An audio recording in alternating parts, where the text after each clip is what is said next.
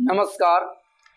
पिछले लेक्चर्स में हम लोगों ने एम्पियर्स लॉ और एम्पियर सर्किटल लॉ लगा करके इनफाइनाइट डायमेंशन के करंट के कारण किसी पॉइंट पर मैग्नेटिक फील्ड कैसे निकलता है इसकी बात किया था, और इनफाइनाइट लेंथ के स्ट्रेट करंट की वजह से उसके नज़दीक के पॉइंट पर का मैग्नेटिक फील्ड हम लोगों ने निकाला था।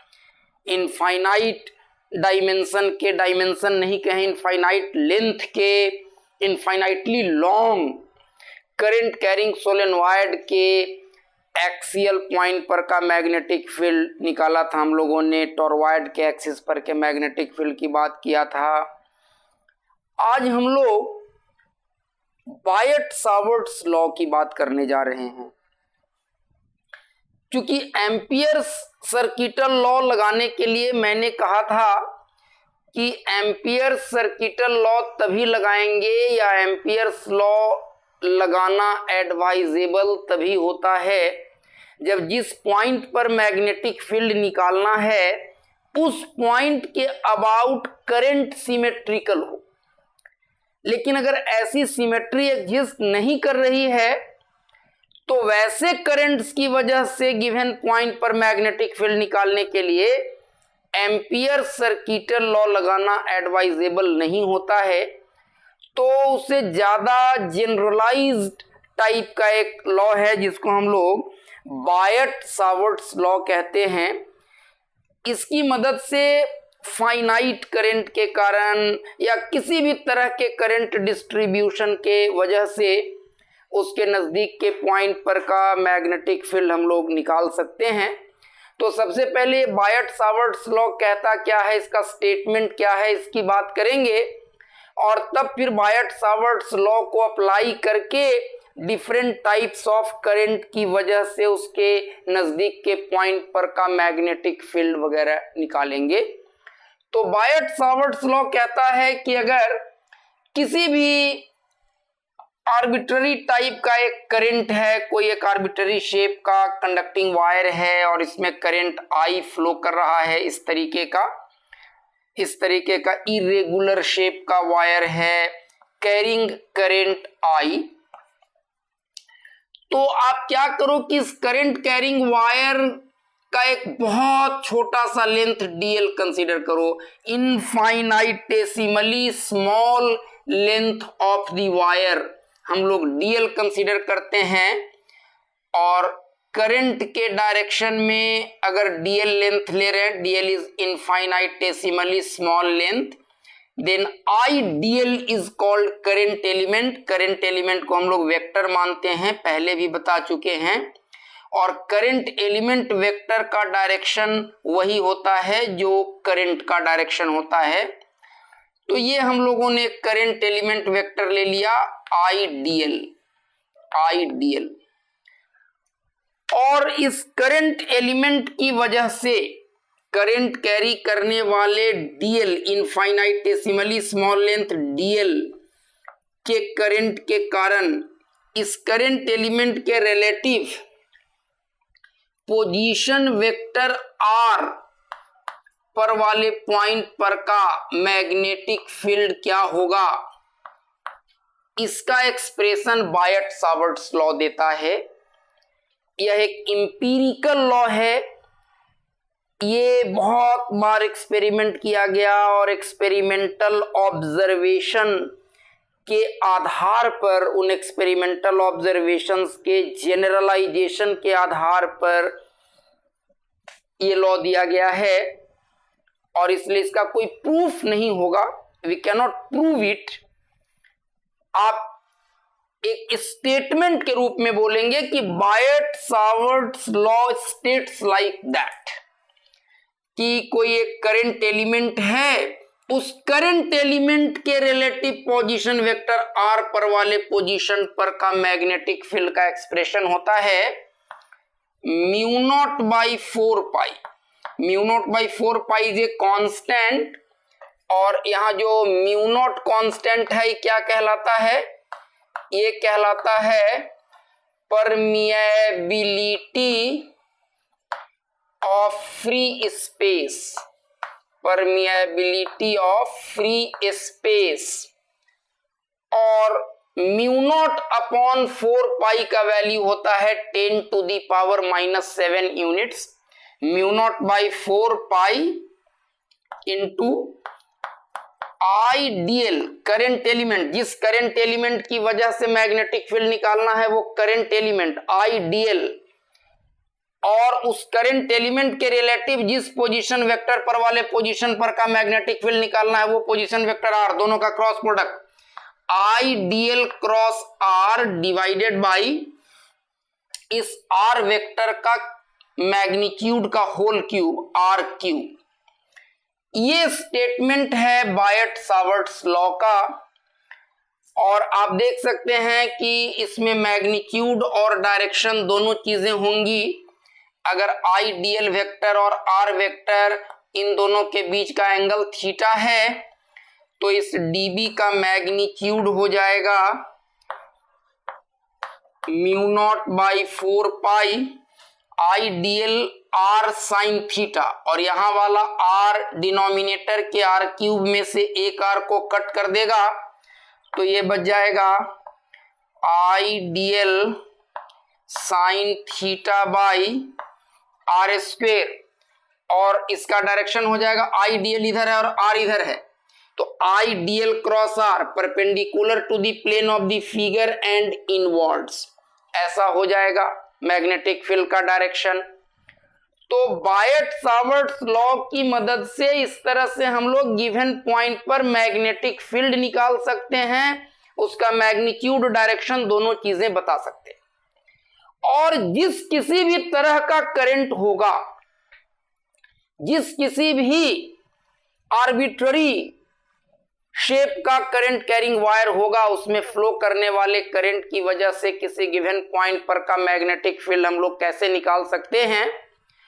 तो इस पूरे करंट कैरिंग वायर को इसी तरह के बहुत सारे इनफाइनाइटेसिमल करंट एलिमेंट्स को मिला करके बना हुआ माना जा सकता है, और बायट सावर्ट्स लॉ के मुताबिक ऐसे ऐसे जितने भी इनफाइनाइटेसिमल करंट एलिमेंट्स होंगे उन सब की वजह से इस पॉइंट पर कुछ न कुछ, यहां पर अगर छोटा सा करंट एलिमेंट ले लीजिए तो उसके रिलेटिव इस पोजीशन वेक्टर पर IDL cross R, IDL cross R, हर इनफाइनाइटेसिमल करंट एलिमेंट के कारण इस वाले पॉइंट पर कुछ न कुछ मैग्नेटिक फील्ड होगा, और हर इंडिविजुअल इनफाइनाइटेसिमल करंट एलिमेंट्स के कारण जितना जितना मैग्नेटिक फील्ड यहां पर होगा उन सारे मैग्नेटिक फील्ड्स का वेक्टर सम इस पॉइंट पर का नेट मैग्नेटिक फील्ड हो जाएगा। और अगर ऐसे ऐसे करंट एलिमेंट्स कंटिन्यूअसली डिस्ट्रीब्यूटेड हैं और गिवन पॉइंट पर उन सारे करंट एलिमेंट्स के कारण मैग्नेटिक फील्ड सेम डायरेक्शन में है, तो नेट मैग्नेटिक फील्ड निकालने के लिए एक करंट एलिमेंट के कारण मैग्नेटिक फील्ड जितना आएगा उसको जहां से जहां तक वैसे वैसे करंट एलिमेंट्स डिस्ट्रीब्यूटेड होंगे उन लिमिट्स के बीच इंटीग्रेट करके और गिवन करंट के कारण गिवन पॉइंट पर हम लोग मैग्नेटिक फील्ड निकाल देंगे। अब इस बायट सावर्ट्स लॉ के आइडिया का इस्तेमाल करके फाइनाइट लेंथ के करंट की वजह से, इनफाइनाइट लेंथ के करंट के कारण नहीं, फाइनाइट लेंथ के करंट की वजह से किसी गिवन पॉइंट पर का मैग्नेटिक फील्ड निकालेंगे। Magnetic field at a point due to a current of finite length, तो हम लोग निकालते हैं magnetic field at a point due to a current of finite length या due to a straight current, straight current of finite length at a distance of x from the current.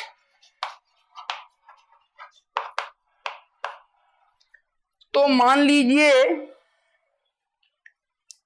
एक finite length का कोई current carrying straight wire है, it is carrying a current I, और इस wire से x distance पर के point पर इस वाले करंट की वजह से हमें मैग्नेटिक फील्ड निकालना है। फाइनाइट लेंथ का इसको इसलिए हम लोग बोल रहे हैं कि इस वायर से जितने डिस्टेंस पर के पॉइंट पर का मैग्नेटिक फील्ड निकालना इस डिस्टेंस x के कंपैरिजन में ये बहुत ज़्यादा नहीं है, उसके कंपेरेबल है। तो इस पॉइंट के लिए ये इनफाइनाइट लेंथ का करंट कैरिंग स्ट्रेट वायर नहीं माना जा सकता। अब हम लोग करते क्या है कि यहां से L डिस्टेंस पर DL लेंथ का, यहां से इस वाले पॉइंट से L डिस्टेंस पर बहुत स्मॉल लेंथ DL का, बहुत स्मॉल लेंथ DL का एक करंट एलिमेंट लेते हैं, ये DL लेंथ है, और यहां से इस पॉइंट को मिला देते हैं। तो देखा जाए अगर इस करंट एलिमेंट के रिलेटिव इसका पोजीशन वेक्टर है R और ये एंगल है थीटा, तो ये वाला एंगल कितना हो जाएगा, ये वाला एंगल हो जाएगा पाई माइनस थीटा, और I करंट कैरी कर रहा है तो करंट एलिमेंट को हम लोग लिख सकते हैं IDL वेक्टर, और IDL वेक्टर के रिलेटिव पोजीशन वेक्टर R पर ये पॉइंट है। अब एक चीज आप यहां पर देख सकते हैं कि यहां से आप छोटा सा करंट एलिमेंट लें या यहां से लें या यहां से लें या यहां से लें या जहां से भी लें, आप हर करंट एलिमेंट के कारण इस पॉइंट पर जो मैग्नेटिक फील्ड होगा IDL ऐसा होगा और R ऐसा होगा, IDL क्रॉस R, यहां से भी लेंगे तो IDL ऐसा होगा, R ऐसा होगा, IDL क्रॉस R। हर करंट एलिमेंट के कारण इस पॉइंट पर मैग्नेटिक फील्ड होगा perpendicular to the plane of the figure and inwards. तो हर इनफाइनाइटेसिमल करंट एलिमेंट की वजह से इस पॉइंट पर का मैग्नेटिक फील्ड सेम डायरेक्शन में होगा। तो यहां पर नेट मैग्नेटिक फील्ड निकालने के लिए किसी एक करंट एलिमेंट के कारण पहले वहां पर का मैग्नेटिक फील्ड निकालेंगे और उसको वैसे वैसे करंट एलिमेंट्स जहां से जहां के बीच डिस्ट्रीब्यूटेड हैं उन लिमिट्स के बीच इंटीग्रेट कर देंगे। तो पहले हम लोग क्या करते हैं कि यहां से L डिस्टेंस पर जो DL लेंथ का एक करंट एलिमेंट हम लोगों ने कंसीडर किया है उसकी वजह से यहां पर मैग्नेटिक फील्ड का मैग्नीट्यूड कितना होगा वो निकालते हैं। तो dB को हम लोग क्या लिख सकते हैं, mu naught by 4 pi IDL R sine theta by R cube, ऐसा हो जाएगा। तो ये हो जाएगा mu naught by 4 pi IDL by R square, और साइन थीटा को साइन पाई माइनस थीटा भी लिख दें तो कोई एतराज नहीं होना चाहिए, because sine pi minus theta is equal to sine theta. अब देखिए तो साइन पाई माइनस थीटा क्या हो जाएगा, x अपॉन R हो जाएगा इस वाले राइट एंगल ट्रायंगल से। So dB can be written as what, mu naught upon 4 pi IDL by R square and sine pi minus theta is x upon R। अभी इसको हम लोग इतना ही छोड़ देते हैं, इसका एक ऑर्डर नंबर 1 दे देते हैं। अब अगर हम लोग इस वाले एंगल को फाई बोले if this angle is phi, तो आप देखिए तो tan फाई कितना होगा, tan phi is P upon B, L upon X, तो L will be what, X tan phi, और X तो वो परपेंडिकुलर डिस्टेंस है इस स्ट्रेट करंट कैरिंग वायर से जिस डिस्टेंस पर का मैग्नेटिक फील्ड हमें निकालना है। तो गिवन पॉइंट के लिए this X is fixed, it is not variable. हाँ, आप करंट एलिमेंट यहां से ना लेकर के यहां से लेंगे, यहां से लेंगे, यहां से लेंगे, तो अलग अलग करंट एलिमेंट के लिए इस फाई का वैल्यू अलग अलग होगा, L अलग अलग होगा। So L is variable, phi is variable, L is a function of phi. तो अगर दोनों तरफ फाई के रेस्पेक्ट में डिफरेंशिएशन कर देंगे तो dl अपॉन डी फाई क्या हो जाएगा, x सेक स्क्वायर फाई। तो dl को हम लोग क्या लिख सकते हैं, dl को हम लोग क्या लिख सकते हैं, dl को हम लोग लिख सकते हैं x sec square phi d phi, ऐसा dl को। अब इस वाले एक्सप्रेशन से देखिए तो from one what we may write is dB is equal to what, mu naught upon 4 pi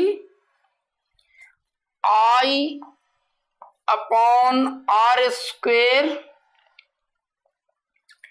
X upon R, and dl is what, x sec square phi d phi, and what is x by r, what is x by r, x by r is cos phi is b by h, x by r is cos phi, so this is cos phi, this is cos phi, so cos phi into sec phi 1 हो जाएगा, तो यहां पर एक sec phi बच जाएगा। So what we may write is dB is equal to mu naught upon 4 pi x एक ऊपर में बच जाएगा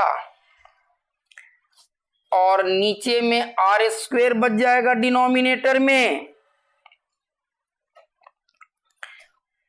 I तो रहेगा ही रहेगा, तो mu naught I by 4 pi R square, और यहां से x बच गया और इस x बाई R को cos फाई कर देंगे तो sec phi d phi, and what is this R square, so sec phi कितना हो जाएगा, cos फाई अगर है x बाई आर तो sec फाई हो जाएगा r by X, so r is x sec phi, so r square is x square sec square phi, so dB क्या हो जाएगा, mu naught I upon 4 pi, और ये हो जाएगा x square sec square phi, तो एक न्यूमरेटर में x है डिनोमिनेटर में x स्क्वायर, तो डिनोमिनेटर में x बच जाएगा और sec स्क्वायर फाई और sec फाई, तो नीचे में sec फाई बचेगा, ये ऊपर जाकर के बन जाएगा cos फाई d फाई। और ऐसे ही बहुत सारे करंट एलिमेंट्स को मिला करके ये पूरा का पूरा हमारा स्ट्रेट करंट कैरिंग वायर बना हुआ है, और ऐसे ऐसे एलिमेंट्स कहां से कहां के बीच डिस्ट्रीब्यूटेड होंगे, तो बिकॉज हमारा जो वेरिएबल है इंटीग्रेशन में हम लोग लिमिट लेते हैं वेरिएबल का, और हमारा वेरिएबल है फाई, तो लिमिट लेंगे फाई का। तो यहां वाले करंट एलिमेंट के लिए सपोज कीजिए ये फाई 1 है और यहां वाले के लिए ये फाई 2 है, तो फाई का लिमिट वेरी करेगा फ्रॉम फाई 1 टू फाई 2। तो नेट मैग्नेटिक फील्ड को हम लोग क्या लिख सकते हैं, नेट मैग्नेटिक फील्ड को क्या लिख सकते हैं, ये लिख सकते हैं mu naught I upon 4 pi x integral cos phi d phi from -φ1 to φ2। -φ1 to φ2 क्यों?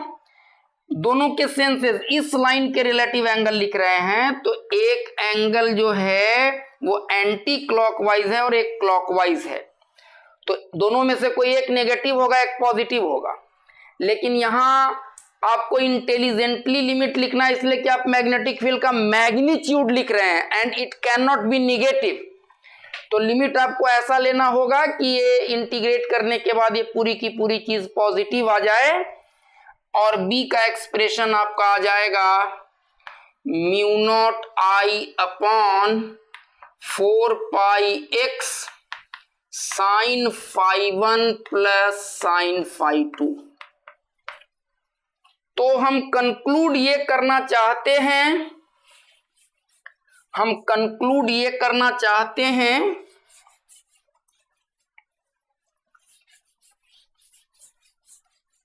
अब देखिए हमने जानबूझ करके पूरे एक्सप्रेशन को डिराइव कर दिया है सो दैट कि ऐसे ही सिचुएशंस पूछे जाते हैं और सवाल बनाने में, न्यूमेरिकल प्रॉब्लम बनाने में आपको सहूलियत हो। कोई अगर इस तरह का फिजिकल सिचुएशन दिया जाए तो आप उसका बेटर विजुअलाइजेशन कर सकें, आप सही प्लानिंग कर सकें कि how to proceed and what to do, और कैसे इसकी मैथमेटिक्स करेंगे। वैसे अभी के बाद से अगर आप डेरिवेशन भूल भी जाएं कि कैसे आया, तो आप फॉर्मूला याद रखेंगे, बिकॉज फॉर्मूले को लगा करके आपको न्यूमेरिकल प्रॉब्लम्स बनाने होंगे। तो जहां पर भी ऐसा सिचुएशन आएगा और अगर आपको फॉर्मूला याद है तो आप सीधे सीधे उस फॉर्मूले को यूज करके और प्रॉब्लम्स बना सकते हैं।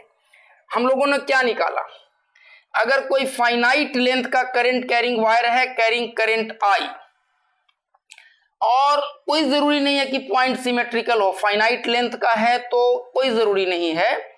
आप यहां से इस फाइनाइट लेंथ के वायर से परपेंडिकुलर डिस्टेंस x पर के पॉइंट पर का मैग्नेटिक फील्ड अगर निकालना चाहते हैं, तो जिस पॉइंट पर आप मैग्नेटिक फील्ड निकालना चाहते हैं उस पॉइंट से वायर के दोनों एंड्स को मिला दीजिए। अगर एक एंगल इसमें से φ1 है और एक एंगल φ2 है, तो हम लोग इस पॉइंट पर इस करंट के कारण से मैग्नेटिक फील्ड के मैग्नीट्यूड को लिखेंगे μ0I/4πx sin φ1 plus sin φ2।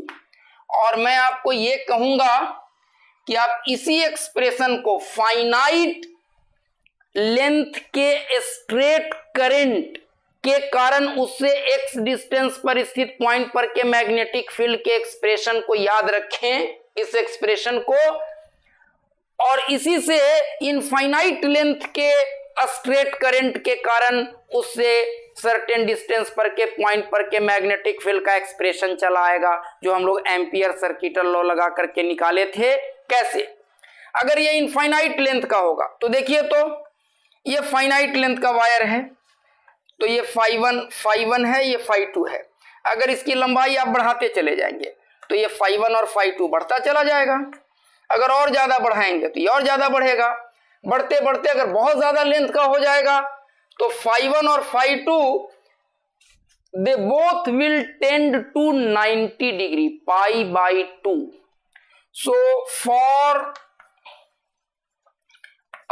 a straight current, for a straight current of infinite length, what happens? For a straight current of infinite length, φ1 is equal to φ2 is equal to π/2, और sin 90 plus sin 90 1 + 1 2, तो b हो जाएगा μ0I/2πx और आप याद कीजिए यही expression हम लोगों ने एम्पियर्स लॉ लगा करके, एम्पियर्स सर्किटल लॉ लगा करके फाइनाइट लेंथ के करंट कैरिंग स्ट्रेट वायर के कारण किसी पॉइंट पर, उसके नजदीक के किसी पॉइंट पर के मैग्नेटिक फील्ड का जो एक्सप्रेशन हम लोगों ने निकाला था, सेम यही एक्सप्रेशन आया था। You can just memorise. अब हम लोग एक दूसरा सिचुएशन लेते हैं जिसमें current carrying circular current, current carrying circle या सर्कुलर करंट कहें, सर्कुलर करंट की वजह से उस सर्कुलर करंट के एक्सिस पर के किसी पॉइंट पर मैग्नेटिक फील्ड कैसे निकालेंगे, कितना होगा।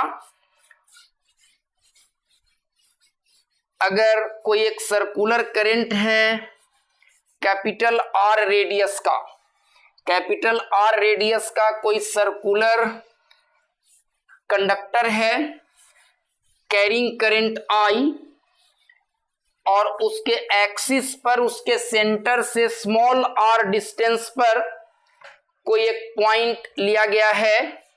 उस पॉइंट पर उस सर्कुलर करंट के कारण हमें मैग्नेटिक फील्ड बताना है कितना होगा। What will be the magnetic field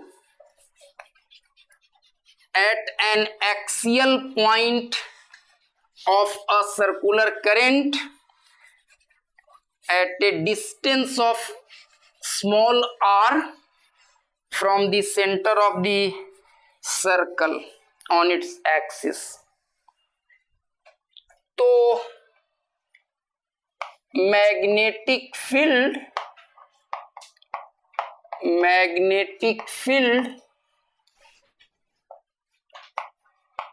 due to a circular current on the axis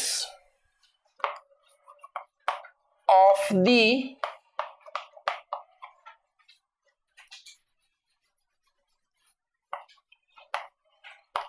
circular current of radius r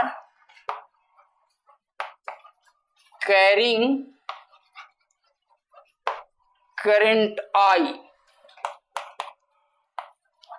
at a distance of small r from the center of the circle. हम लोग जो circular current ले रहे हैं, जो हमारा circular current carrying conductor है, wire है, उसका प्लेन इस बोर्ड के प्लेन से 90 डिग्री पर है। ऐसा रखे हैं, ऐसा सर्कल का प्लेन ये है। This is the plane of the circle, this is the plane of the board. तो हम लोग बोर्ड के प्लेन से 90 डिग्री पर सर्कल के प्लेन को प्लेस कर रहे हैं। और आपको पता है कि अगर सर्कल का प्लेन ऑफ द फिगर से 90 डिग्री पर होता है तो उसको पूरा सर्कुलर हम लोग नहीं दिखाते, ऐसे ओवल जैसा दिखाते हैं। और ओवल जैसा दिखाने का मतलब ही हुआ कि the circle that has been shown in the figure is not in the plane of the figure.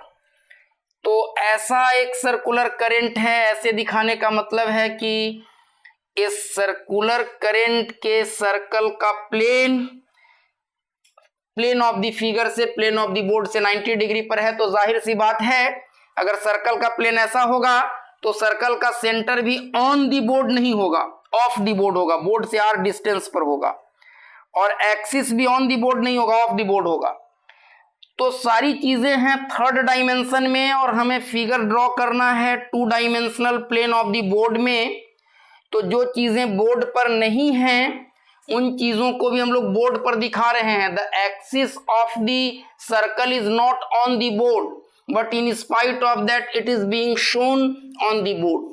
तो 3 डायमेंशन का फिगर थोड़ा कंफ्यूजिंग हो सकता है आपके लिए, बट एक दो सिचुएशंस को विजुअलाइज करेंगे तो आपको आदत सी पड़ जाएगी फिगर को देख करके सिचुएशन का मेंटल पिक्चर बना लेने का।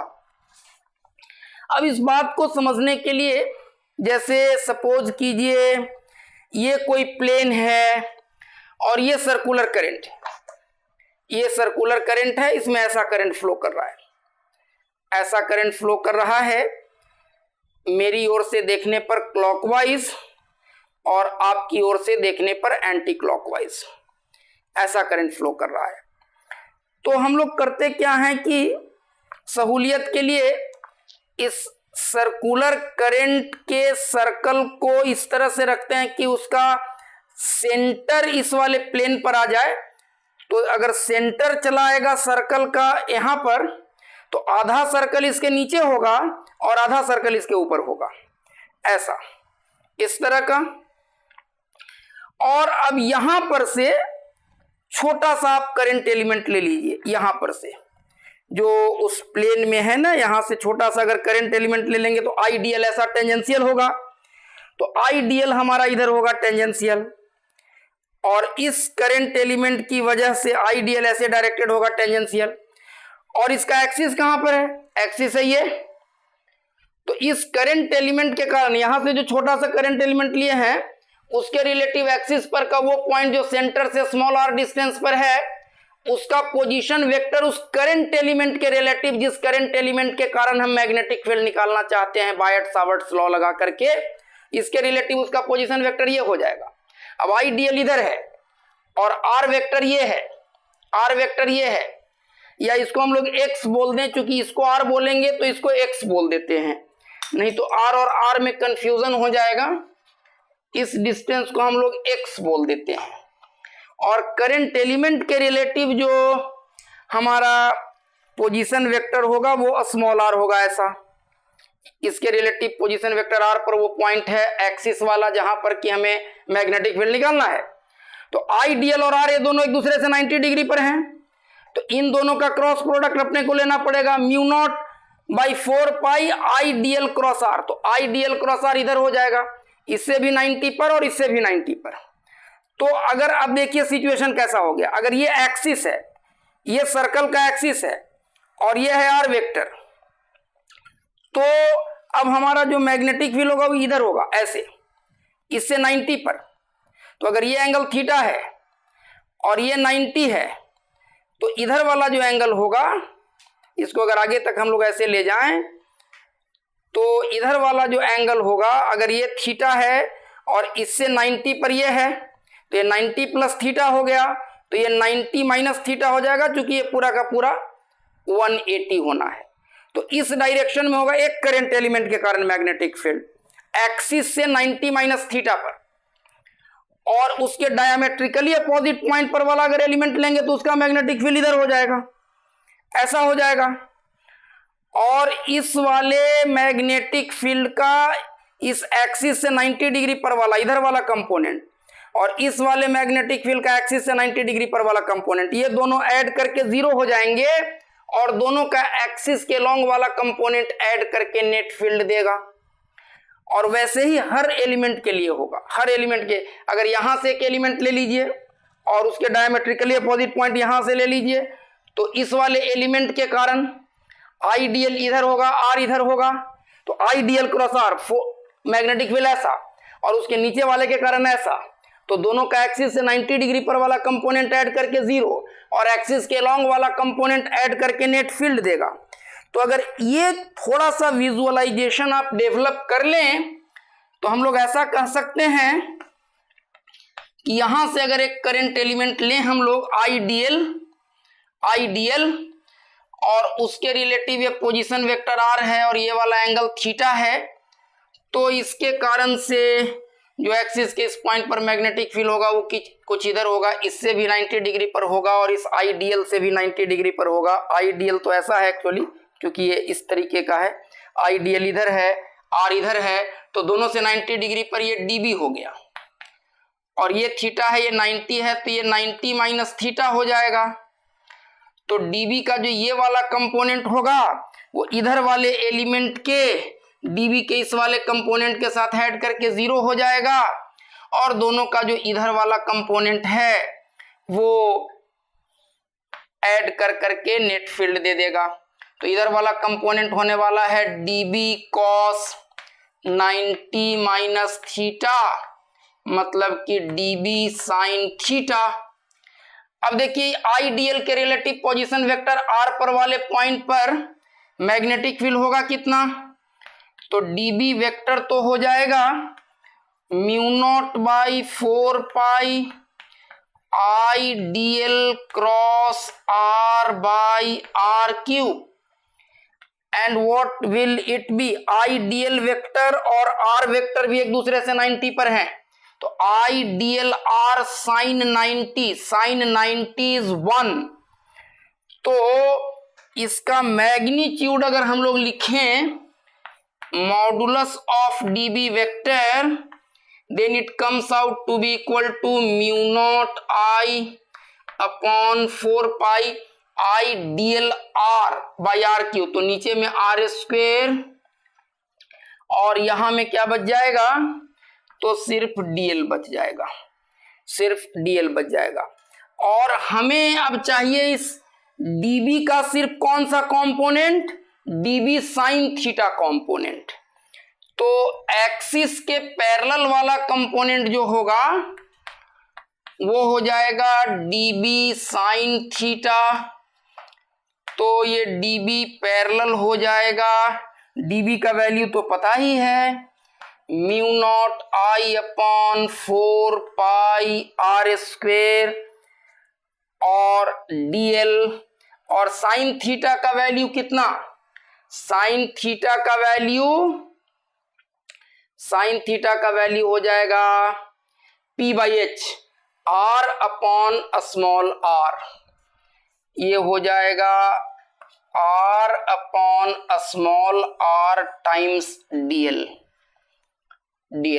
ओके, अब आप देख लें, इसको हम लोग ऐसा लिख सकते हैं dB parallel is mu naught I r upon 4 pi, और ये जो स्मॉल r है वो कितना, small r is under root r square plus x square, मतलब this is small r is r square plus x square का power half, तो r cube हो जाएगा, नीचे में हमें r क्यूब मिलने वाला है, ये हो जाएगा r square plus x square का पावर 3/2, तो r square into r cube हो जाएगा, तो ये नीचे में हो जाएगा r square plus x square का पावर 3/2 dl।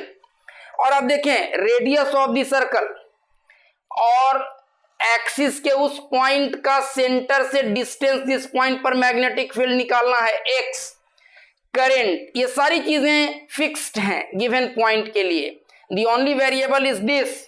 तो नेट मैग्नेटिक फील्ड एक्सिस के उस पॉइंट पर कितना होगा, mu naught I r upon 4 pi r square plus x square to power 3/2 integral dl over entire circle, and what will it B.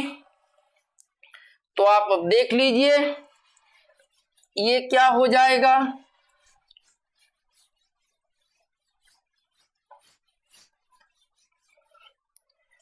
ये आ जाएगा आपका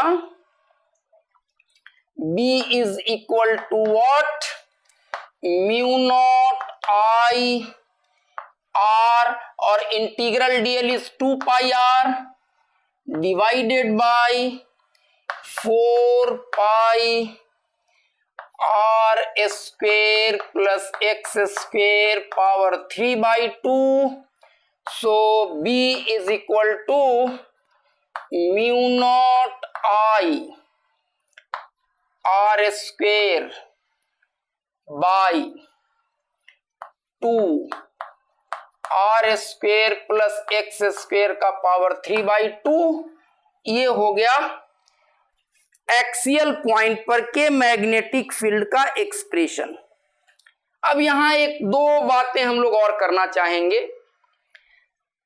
अगर इसको हम लोग ऐसा लिख दें, इसको हम लोग इस तरह से मैनिपुलेट कर दें, μ0/2 को μ0/4 अगर लिखना चाहते हैं तो 2 से ऊपर नीचे हम लोगों को मल्टीप्लाई करना पड़ेगा। तो इसको लिख देते हैं μ0/4 और 2 से ऊपर गुना किए हैं तो 2 × I × πr² by r² plus x² का पावर 3/2। अब देखिए, अगर हम लोग ऐसा कहें कि इसका रेडियस, इस सर्कुलर करंट का रेडियस इसके सेंटर से उस पॉइंट के डिस्टेंस x के कंपैरिजन में काफी कम है जहां पर मैग्नेटिक फील्ड निकालना है। If r is much less than x, तो r² प्लस x² पावर 3/2, इसको अगर r² x² हम लोग कॉमन ले लें, x² कॉमन ले लें तो लिख सकते हैं 1 plus r² by x² whole का पावर 3/2। और अगर r much smaller than x है तो r/x मच स्मॉलर देन 1 होगा, तो उसका हायर पावर नेग्लिजिबल हो जाएगा। तो इसको ऑलमोस्ट जीरो आप ले सकते हैं। 1 + 0 1, x² का power 3/2 x³। So this is nearly equal to x³। तो वैसे हालत में हम लोग b को कितना लिख सकते हैं? b को लिख सकते हैं μ0/4 2I × πr² बाई x³। और आप याद करें, हम लोग इलेक्ट्रिक डाइपोल के कारण उसके एंड ऑन पोजीशन में, एक्सियल पोजीशन में इलेक्ट्रिक फील्ड का एक्सप्रेशन निकालते थे।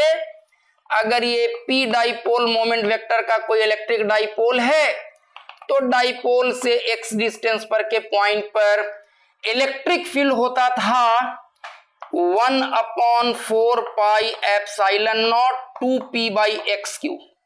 और इसी तरह से अगर हम लोग इलेक्ट्रिक डाइपोल नहीं लेकर के m magnetic dipole moment vector का कोई मैग्नेटिक डाइपोल ले लें तो इस मैग्नेटिक डाइपोल से x डिस्टेंस पर इसके एक्सियल पॉइंट पर मैग्नेटिक फील्ड होता है μ0/4 2m/x³।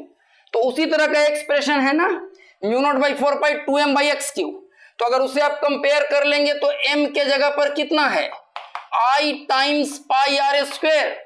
और यहां से एक बहुत इंपॉर्टेंट कंक्लूजन हम लोग निकालना चाहते हैं कि अगर इस सर्कुलर करंट से जितने डिस्टेंस पर मैग्नेटिक फील्ड निकालना है, इस डिस्टेंस x के कंपैरिजन में इस सर्कुलर करंट का रेडियस बहुत कम है, तो ऐसा करंट कैरी करने वाला सर्कुलर लूप, ऐसा circular current times area enclosed by the loop, इतना मैग्नेटिक मोमेंट के एक मैग्नेटिक डाइपोल की तरह बिहेव करेगा। This circular current is equivalent to a magnetic dipole. This circular current is equivalent to a magnet having magnetic dipole this much, I × πr², current times area enclosed inside that circular current। और अगर इसमें n turn होगा तो n times इतना हो जाएगा। तो किसी भी सर्कुलर करंट को आप current multiplied by area enclosed by the current या area enclosed inside that circular current, इतने मैग्नेटिक मोमेंट के मैग्नेटिक डाइपोल की तरह ट्रीट कर सकते हैं। उतने मैग्नेटिक मोमेंट के मैग्नेटिक डाइपोल के कारण उसके चारों ओर का मैग्नेटिक फील्ड जैसा होगा, इस सर्कुलर करंट के चारों ओर का मैग्नेटिक फील्ड वैसा ही होगा। और सर्कुलर करंट के सेंटर पर का मैग्नेटिक फील्ड अगर लिखना चाहें तो आप इस एक्सप्रेशन में सेंटर के लिए x विल बी 0, तो x को अगर आप 0 पुट कर देंगे तो ये नीचे में आ जाएगा r क्यूब, तो ये हो जाएगा mu naught I by 2r। ये इतना मैग्नेटिक फील्ड हो जाएगा सर्कुलर करंट के सेंटर पर। तो ये सारी बातें हम लोगों ने किया। एक और बहुत छोटा सा रिजल्ट 2 मिनट में मैं बता दूं। जैसे हम लोगों ने एम्पियर सर्किटल लॉ लगा करके और इनफाइनाइट लेंथ के करंट कैरिंग सोलेनॉइड के कारण उसके एक्सियल पॉइंट पर के मैग्नेटिक फील्ड की बात किया था, जो आता था म्यू नॉट एन आई, जहां एन था number of turns in per unit length of the solenoid. अगर फाइनाइट लेंथ का सोलेनॉइड है तब तो मैग्नेटिक फील्ड, अगेन मैं इसका डेरिवेशन पार्ट इग्नोर कर रहा हूं, derivation is a little bit more mathematical, उसकी जरूरत नहीं है अभी इस क्रैश कोर्स के हिसाब से।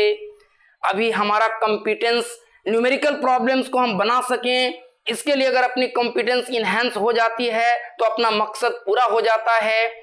तो इसके लिए मैं जस्ट आपको एक्सप्रेशंस दे रहा हूं और उसको यूज करके आप सवाल बना सकते हैं। Magnetic field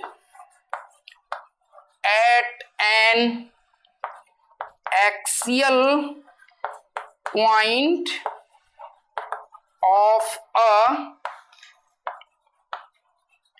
current carrying solenoid of finite length। Finite length का अगर सोलेनॉइड है उसके एक्सियल पॉइंट पर का मैग्नेटिक फील्ड अगर हमें बताना है तो इसमें आप ऐसा करो, जिस पॉइंट पर मैग्नेटिक फील्ड बताना है एक्सिस के जिस पॉइंट पर, एक्सिस के उस पॉइंट से इसके दोनों पॉइंट्स, दोनों एंड पॉइंट्स को मिला दो, आप मिला दें। और अगर ये वाला एंगल है φ1 और ये वाला एंगल है φ2, तो एक्सिस के इस पॉइंट पर इस करंट कैरिंग सोलेनॉइड के कारण मैग्नेटिक फील्ड का एक्सप्रेशन हो जाता है mu naught n I by 2 sine φ1 plus sine φ2। और देखिए आप इसी एक्सप्रेशन को याद रखिए जनरलाइज्ड एक्सप्रेशन के रूप में। इसी से इनफाइनाइट लेंथ के सोलेनॉइड वाला एक्सप्रेशन भी चला आएगा जो एम्पियर सर्किटल लॉ लगा करके निकाले थे। अगर ये इनफाइनाइट लेंथ का सोलेनॉइड होता तो ये लंबाई जब बढ़ती चली जाती तो ये ऐसा होते होते ये फाई बढ़ते चला जाता और दोनों तरफ φ1 और φ2 both would had tend to π/2, तो ये दोनों π/2 हो जाते। तो साइन 90 प्लस साइन 90, 1 प्लस 1 2, 2 से 2 कैंसल हो जाता और म्यू नॉट एन आई चला आता। So this is the generalized expression. Finite length का सोलेनॉइड अगर है तो उसके एक्सिस के किसी पॉइंट पर का magnetic field mu naught n I by 2 sine φ1 plus sine φ2 ऐसा देंगे। तो ये कुछ फॉर्मूले थे, कुछ सिचुएशंस थे मैग्नेटिक फील्ड और मैग्नेटिक इफेक्ट ऑफ करंट से रिलेटेड। अगले क्लास में हम लोग अभी तक जितने भी आइडियाज मैग्नेटिक फील्ड और मैग्नेटिक इफेक्ट ऑफ करंट में समझने की कोशिश किए हैं, पढ़े हैं, इन पर बेस्ड कुछ न्यूमेरिकल प्रॉब्लम्स बना करके इन कॉन्सेप्ट्स के कॉम्प्रिहेंशन को और ज़्यादा क्लैरिटी देने की कोशिश करेंगे और ज़्यादा स्ट्रेंथन करने की कोशिश करेंगे। So in next class we will be doing some numerical problems. Thank you very much.